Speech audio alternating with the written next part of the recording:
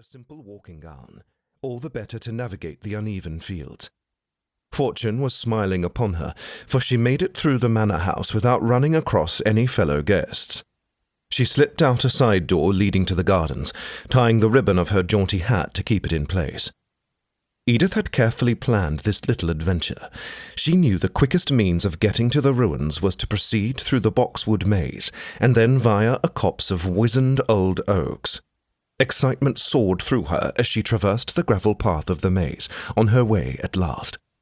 She'd been waiting to explore ever since their arrival at Sherborne Manor several days before, and she'd begun to fear she would never be able to escape Maman's observant eye. Now, she was at last able to. Edith's wildly racing thoughts died when she rounded a corner in the maze and collided with someone, a very hard, very tall, very well-muscled someone, a gentleman someone. Hands spanned her waist in a protective grasp, keeping her from an ignominious tumble to the gravel. "Going somewhere, Lady Edith?" drawled a deep, darkly amused masculine voice. Heart pounding, Edith stared up at the handsome face of none other than the recent topic of conversation between Maman and herself, Mr. Valentine Blakemoor. His eyes were a bright blue to rival the sky beyond, and beneath his hat, his dark hair possessed dashing, devil-may-care waves that made her stubborn fingers itch to trace them. His chiseled cheekbones and jaw were angular, the latter covered in a dark stubble that made him appear almost dangerous.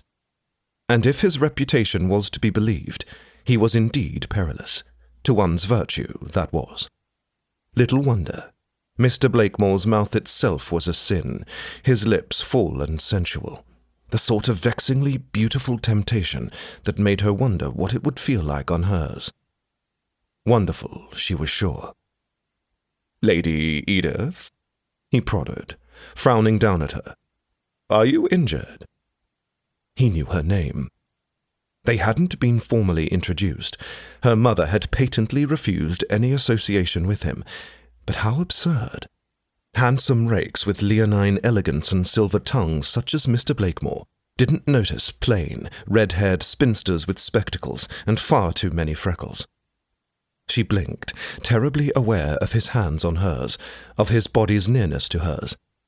"I am quite well," she managed to say, with only a hint of breathlessness stealing into her words. Except she wasn't well. She was hot all over. Mr. Blakemoor was even more handsome at this reckless proximity than he was from afar. "Excellent," he said, giving her a slow grin that made something inside her melt. "I wouldn't wish to do you harm." How could such simple, felicitous words feel intimate, as if he were suggesting something iniquitous? "Chivalrous of you," she said, thinking that she wanted him to release her at once. Also, she never wanted him to let her go. She wanted to bask in the glory of his masculine perfection, to be the sole recipient of his intense regard.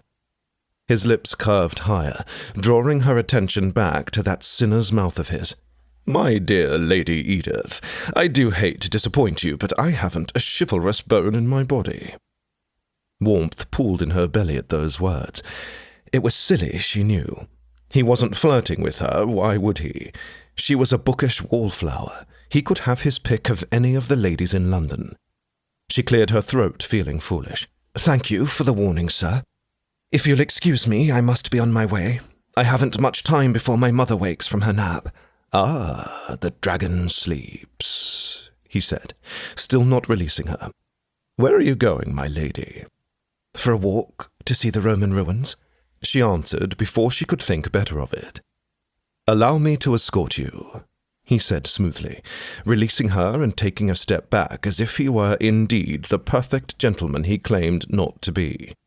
"I insist."